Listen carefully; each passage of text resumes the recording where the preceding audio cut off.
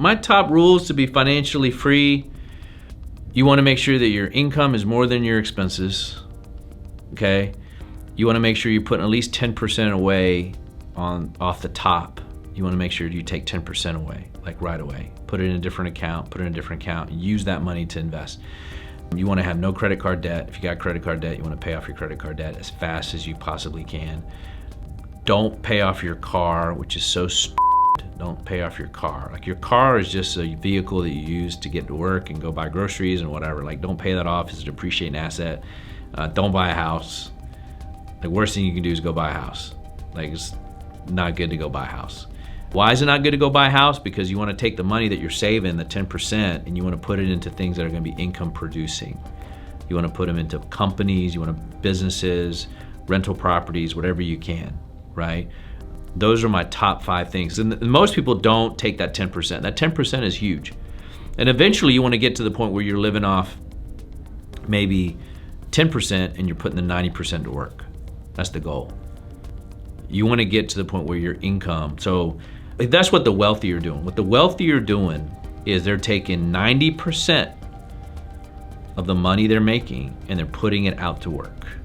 You're balling out on the 10%. That's what the wealthy do that people don't understand. They're not balling out on the 90%, which is what other people try to do. The $30,000 millionaires try to do that, right? They're trying to ball out on the 90%. You're never gonna get to where you wanna be doing that. So my number one rule is you wanna create an income stream to where you're living off the 10% and you're investing the 90%. So you can't save your way to financial freedom. No, you cannot save your way. And people that tell you that you're gonna do that, I know a lot of people. I've never met somebody who's like, yeah, I saved my way to financial freedom.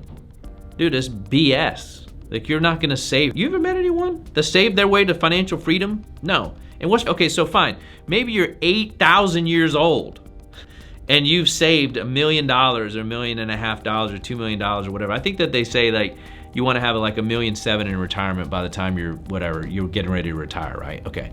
I've never met that person, and personally, I don't want to be 8,000 years old and have $1.5 million in the bank that I can't spend. That's not financial freedom. You're on fixed income. Even if you have $1.5 million saved by that time, you're on fixed income. So you don't want to be that guy.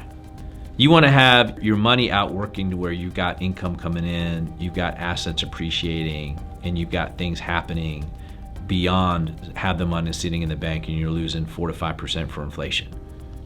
It's just not gonna work. Math doesn't work.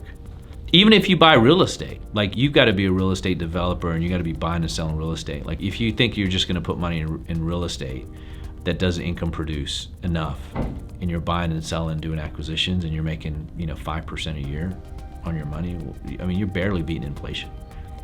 And then you got to wait another 50 years to be rich. It doesn't work for me.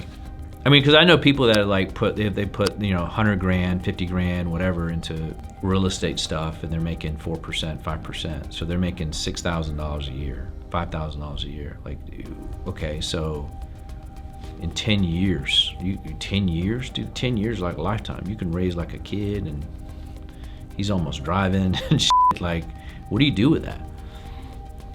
Why should people do that?